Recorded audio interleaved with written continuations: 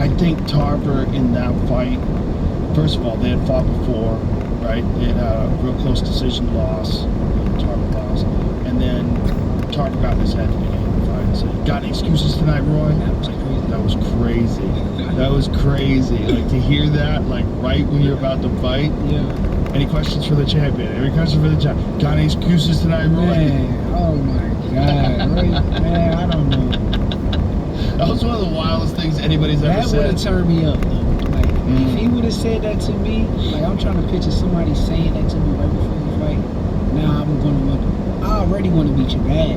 Right. Now I'm gonna want to beat you even badder. Like, then after the fight, I'm going to get on the mic and what did you say? Did you say something? But when he dropped Roy and knocked him out, I was like, oh my God, I can't believe it. But I was worried about him because I know what that does to people when they drop weight. And dropping down from 200 pounds to 175 will really wear your body out. Yeah, so you think it was more so the weight than the skills of Tarver?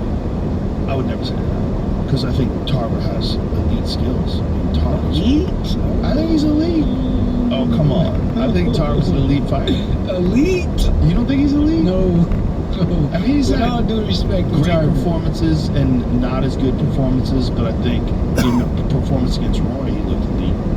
Yeah, he looked good that night. Because he rose to the occasion. I just don't know about elite level. I get For me it. personally, I'm not the biggest Tarver fan, so. Okay. Well, I defer to your championship knowledge. But, I mean, in that fight, you can't say that he didn't look spectacular. That No, fight he against Roy. did. He looked on point. He looked like he was the better fighter at that moment. Yeah. Awkward, southpaw. When I watched the first fight, I thought Roy was a way better fighter than him. I thought Roy just stood on the ropes way too long. I don't know why he did that. Was the first fight before or after he fought Ruiz? It I was feel like after. Was it after Yeah, the first fight they had too? That probably wore his ass out too. I just think once you go all the way up like that, you should probably stay there. And I don't know how he went up. I don't want to, it's hard for a guy in his 30s to put on that kind of muscle. And generally you have some help. Yeah. So generally some Mexican supplements as well. And so the problem is he took our story. once you have taken that stuff and then you stop taking it because you want to go back to your normal weight, your whole endocrine system gets fucked up. This is the problem with juicers. Guys who take juice, the thing that happens Man, don't is... tell me this. No. Listen, I'm not saying this about Roy. Okay, I'm saying this about fighters We in good. general. We're just talking in general. We good. Fighters that gain weight and have lean muscle and put on that kind of mass, generally they're doing it with some kind of supplement, some kind of either steroids or something that juices up your endocrine system, whether it is And it'll help you gain peptides. Yes. You didn't know? But come on, man. You know, for real? Oh, come on. There's a lot of fighters that take stuff. Oh, I know that. Yeah. I know that people was cheating.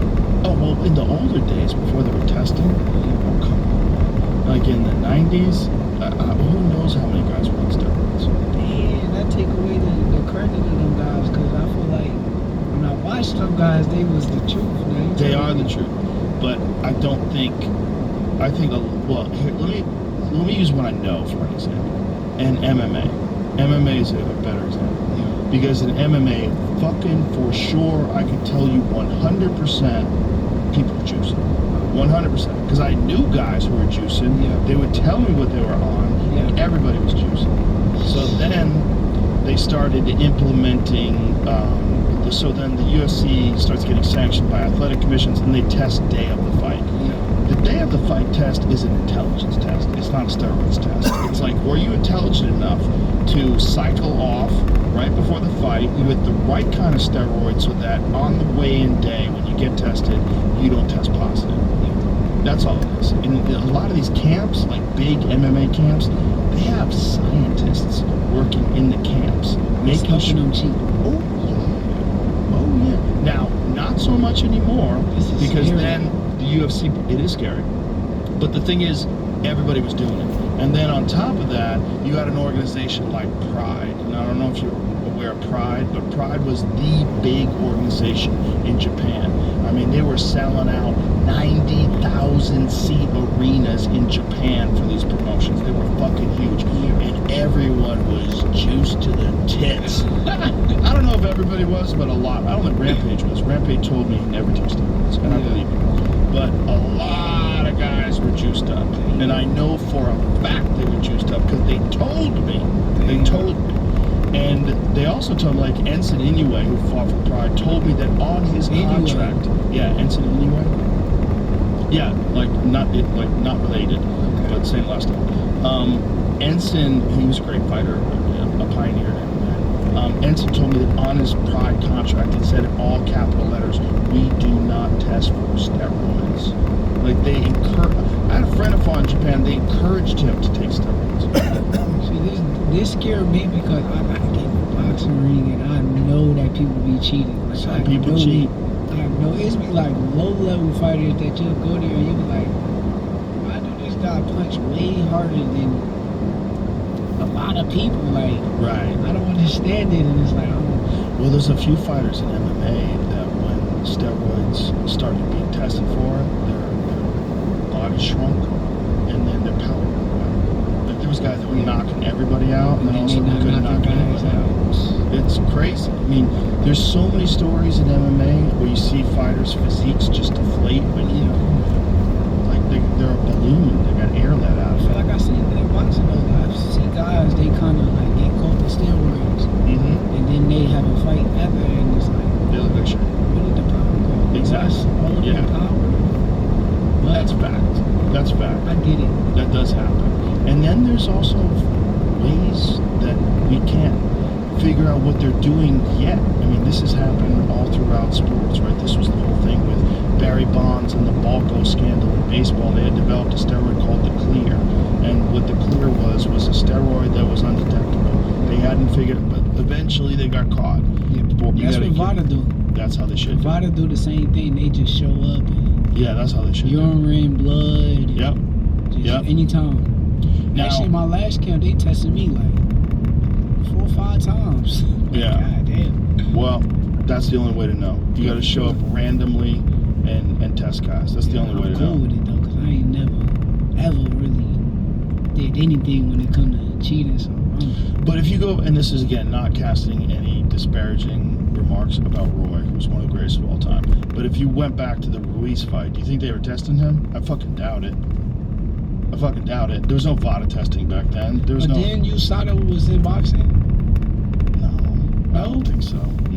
I could have sworn they was in boxing. Okay, let's find out. Was the Roy Jones, John Ruiz Jr. fight, did they utilize VADA testing? I don't think they did. USADA. USADA? Okay, USADA. I don't think they did. I don't think that. Look, that was always a thing about Manny. Like people always said that about Manny. I heard that too. Right? Only reason why it was believable though, because I He went never, up 8 weight classes. I never seen that in my life. And kept the knockout power. I never seen that in my life. Right. I never in the history of the sport. You go from 109 Whatever he started at. to 154, and you're just knocking guys out. I know. That's crazy. And his physique, you know? I mean, he looks fantastic Yeah. at every step of the way. Yeah. And he also had that dude, what did it say? Was not held under a modern UFC-style USADA program. There's no record of being part of any independent year-round USADA VADA scheme like we see today. So they just depended on the athletic commission. Yeah, but again, the athletic commission. It's just fight day. It's an intelligence test. Yeah. I mean, I will show him Alistair Overeem when he fought Brock Lesnar, like at the weigh-in. Alistair Overeem is the greatest example in MMA of a guy who, when he was on the juice, he was unstoppable. Unstoppable. They called him Ubereem when he was unstoppable because he looked like a comic book superhero. He was so jacked, and then when they started doing USADA testing, he looked completely different. I mean, completely different. Yeah, he did. He got softer. He still looked good, but he didn't look like Uberim. When there's an image of him flexing on the scale. Like, look at him right there. Come on, son. I mean, come on. Look at that girl. Look at Ariani's face when she's looking at his back. She's like, what the fuck? And that was, I mean, come on, man. He was a fucking monster. He was knocking guys out. Yeah, he was destroying everybody. He was destroying everybody when he was juiced up. And he started his career as a light heavyweight. So he started his career as a 205-pound guy who was thin, skinny. That's light heavyweight? Yeah, that's light heavyweight. The UFC's weight classes are all fucked up. Like, well, I know it's stupid. They have the same names but different weight classes. So, like, welterweight is 170 in the UFC. Yeah, look at him. So that's the difference between how he was when he was juicing versus how he was. You see the difference? Yeah. It's crazy, right? Isn't it crazy? It's crazy. Damn. So the guy on the right was just, he had to move more. He was still very skillful. He's a very skillful kickboxer. Yeah. Very skillful MMA fighter. But, I mean, when that guy was fully jacked up and juiced, man, he was almost unstoppable. See, that's why I don't like that.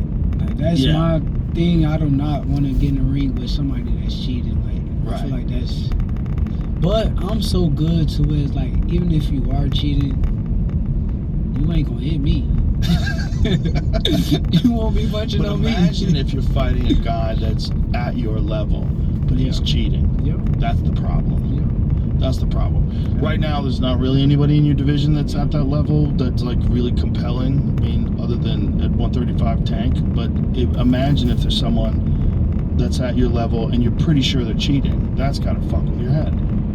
Honestly, I feel like it's some competitive guys at these weight classes. They just not known. Right. But there's some names that's like, okay, like even Lamont Roach. Lamont Roach fighter. is very good. That fight with Gervonta was crazy because that was a knockdown. That's a fucking knockdown. He won for sure. The fact that he took a knee and the referee didn't call it a knockdown, that's crazy. Yeah, he won. But to say, like, I'm just saying it is guys out there for me. Lamont is a great example. Will be big fights and competitive fights, and I done sparred Lamont, so I know Lamont is. He's legit. Yeah.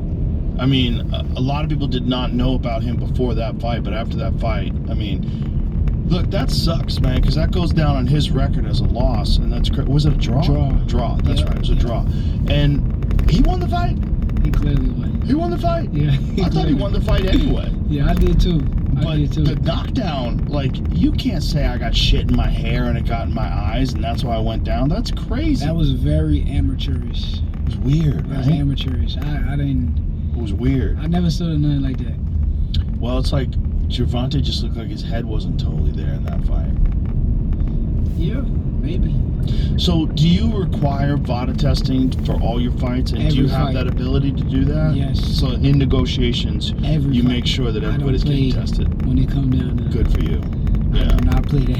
Yeah, good for you, man. Good for you. I mean, we're very fortunate that we have these testing bodies like that now available. Because again, like if they had, who knows what a lot of fighters' legacies would be if they were testing them at every step along the way. Yeah, they get caught. They get caught. Yeah. So with MMA, it was the Wild West for a long time. For a long time, it was the Wild West. Everybody was doing all kinds of shit. I wouldn't be able to do that. Like, I would not be able to get in the ring, lose to somebody, and then know they cheated me. Right. Because I don't know how I would react to that. Like, that would be like one of the moments I may crash out. And I don't do crash out things. So I might crash out about like, ain't no way you just cheated me, bro. Right. Ain't no way you just cheated me, bro. Well, the thing is that with combat sports versus every other sport is your goal is to hurt your opponent. Yeah. And if there's a thing you're doing that's cheating that helps you hurt your opponent, that is a different kind of cheating. Yeah. It's not like cheating in baseball. Like, who gives a fuck if you hit another home run? I think they should all cheat in baseball. I think they should all get on steroids. Make it more exciting. Like, because the only thing that's exciting about baseball is home runs, right? Yeah, that's the number one thing. If you got a way that you guys can hit more home runs, fucking give it to them. What are you?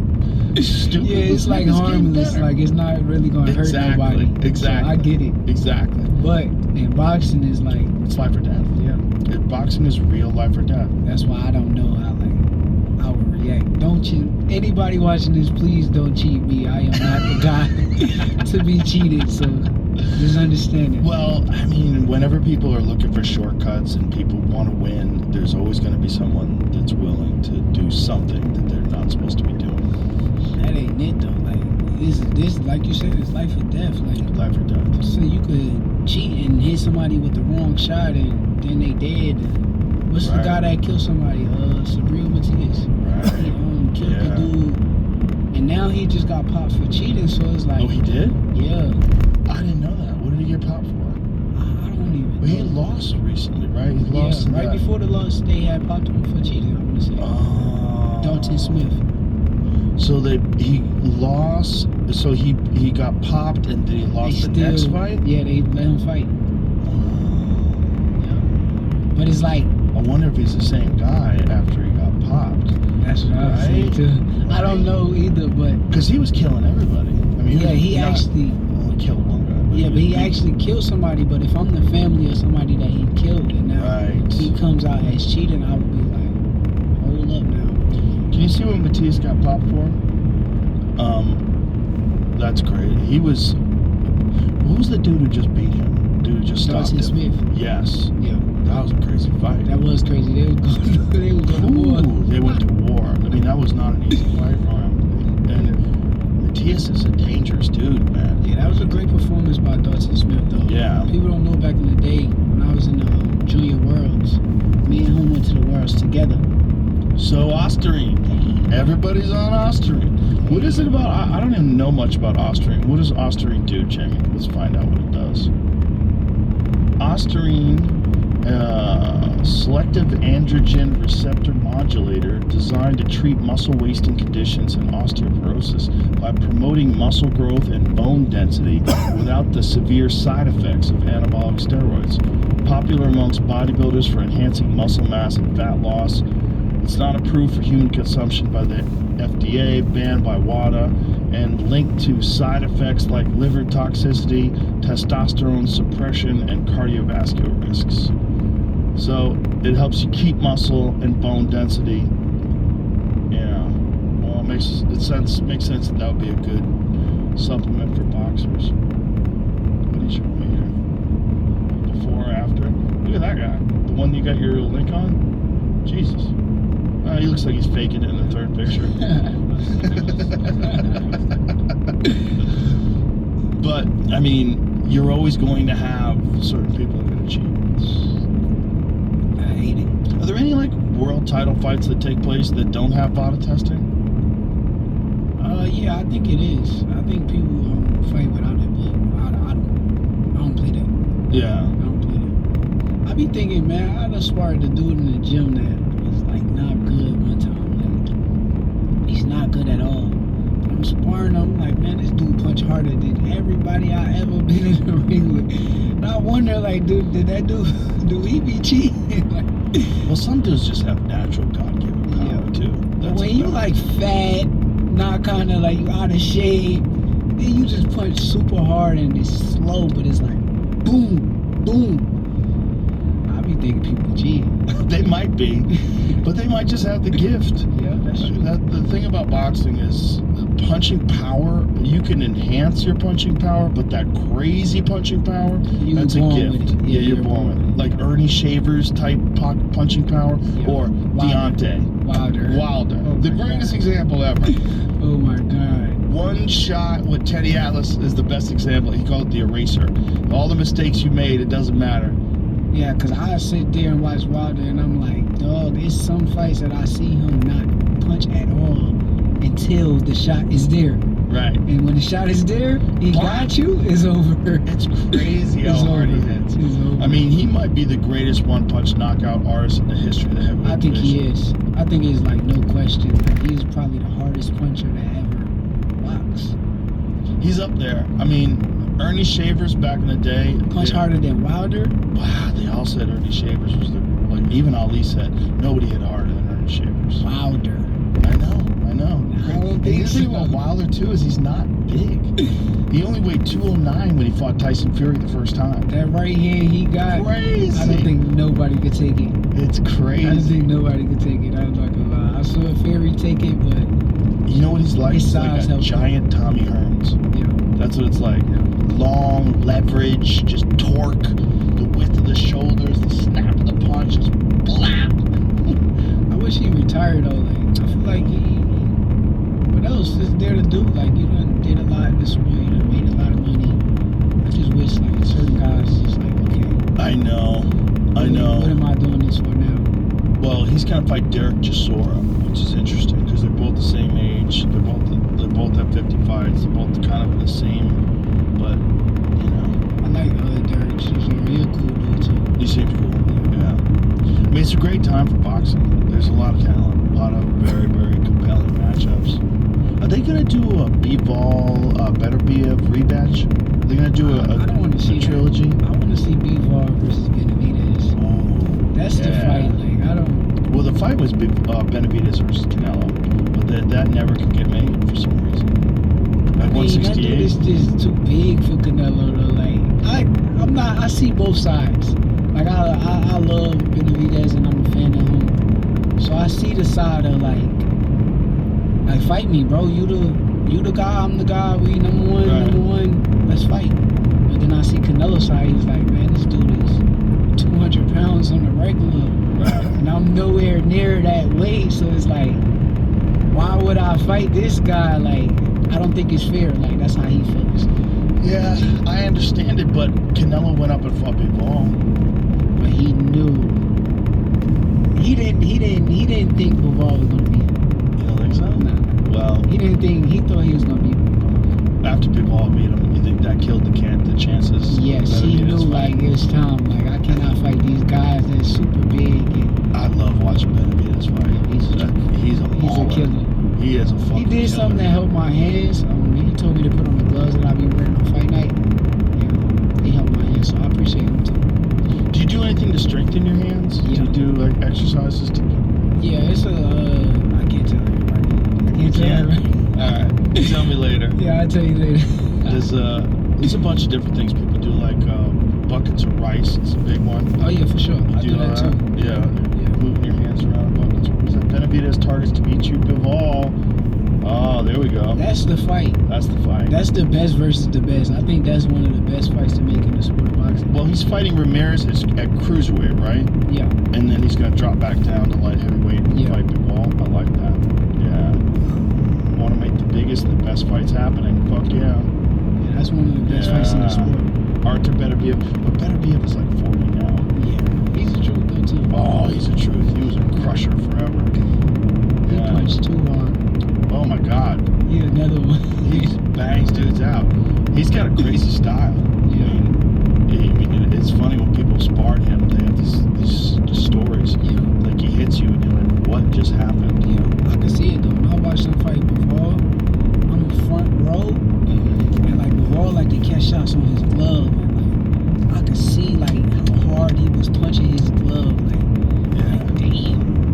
I don't know how Bivol is taking that. But I know, and he was 39 back then. Yeah, That's what's crazy. It's like we missed his prime, yeah, unfortunately. yeah. We seen one fight where he fought the overseas guy, Kavad something. He beat him up. Yeah. God, he beat him up. Well, he was at one point in time, wasn't he like 39-0 with 39 knockouts? Yes. Which is just nuts. Yeah. At that level, that is just Punching too hard. nuts. It's just nuts that he stopped everybody. And it looks natural too. It don't look like he's on like steroids. No, it looks natural. Very natural. Didn't he get in trouble, caught or something? He got caught or something? Yeah, put that Beterbiev. Not better be. I feel like I might be wrong, but I feel like maybe there was a tainted supplement. Man, come on, not better. I think so. I might be wrong. Yeah, If I'm wrong, I apologize. You gotta be wrong for better be. This was 2024, is that? Atypical. Yeah, this is what it was. Atypical drug test result. Adverse findings may have threatened. Now, what does that mean? What does Yeah, it say? what does Look at this Conor mean? McGregor. Look at Conor McGregor screaming and yelling. What does it say? What did he get caught with? Atypical finding is not a violation, requires more testing. Better be if underwent those examinations at VADA request. VADA reported negative results from the follow-up test. So what was the positive test? What does that mean? Yeah, what do that mean? Oh, here it goes. He received atypical findings for human growth hormone and 5D androstenediol. Both occur naturally in the body. When an atypical finding is received, further testing is required to determine if an athlete naturally produces the substance in his or her body at a greater level than the average or elevated levels, which were signs of anti-doping. Interesting. Okay, so it could just be that he just has naturally high levels of HGH and this 5D androstenediol. So that might be what it is. Or He was cheating. could be some sneaky shit. You know? I mean, did you ever see the documentary Icarus? There's a great documentary about the drug scandal in the Olympics in Russia. And so this was, what was this, 2016? Which was it, Jamie? Was that the Olympics I was at? Yeah, I was there. What, And they banned the whole Russian team? exactly. I thought that was 2020 though. They banned the Russian team in the follow-up Olympics, I believe, 2020. because of the 2016. So this guy Brian Fogel did this documentary. It's a crazy documentary. The documentary was not supposed to be 2014 Winter Olympics. So what happened was Brian Fogel was doing a documentary. So he's a cyclist and a documentary guy, and so he said, I want to do a cycling event, a race, completely natural, and then I want to do it on steroids, and I want to document it all, and then make this documentary on what is the difference, and just show, because cycling's a very dirty sport. Yeah. Like Tour de France, those guys, they put engines in their fucking bike to make it like easier to pedal. They do a lot of crazy shit, blood doping. So he does this naturally, and then he gets this guy, what was his name again? Grigory Rodchenkov, who was the head of the Russian anti-doping federation, but it was really a doping federation. Yeah. So what they were doing at the time was, so he starts working with this guy. This guy's telling him what steroids to take and how to get better. At the same time, the Russians get caught.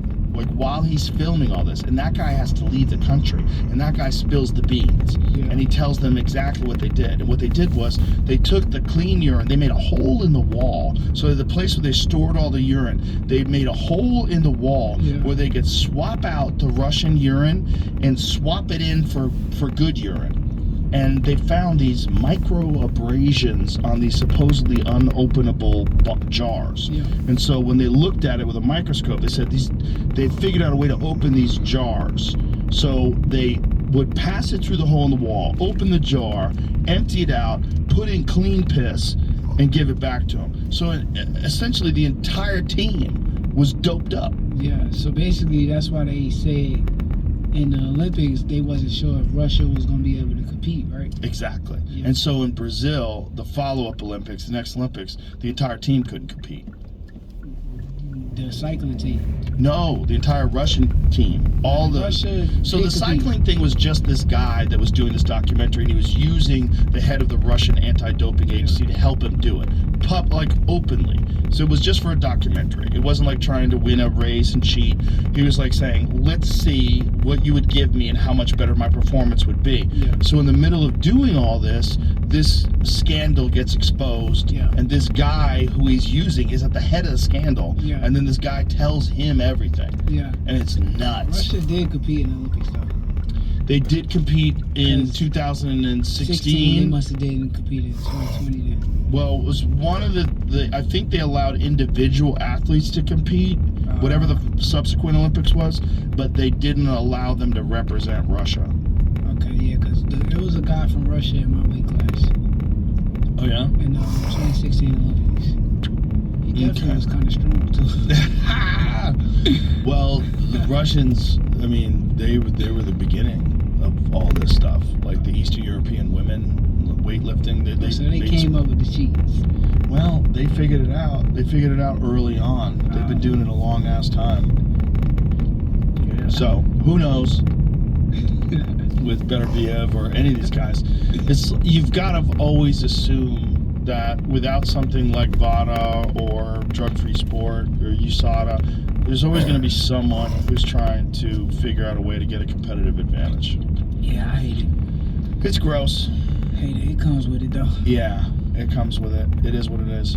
So, anything else you want to cover before we wrap this up? Nah, I ain't got that. I think I'm good. Listen, man, congratulations on everything. It's been beautiful to watch you fight. I'm a giant fan, Thank you. I'm happy to see after the Lopez fight, you get all the respect and the credit that you deserve, and I can't wait to see what happens next. Thank you. I appreciate you, and I appreciate you giving me the opportunity to come on this podcast.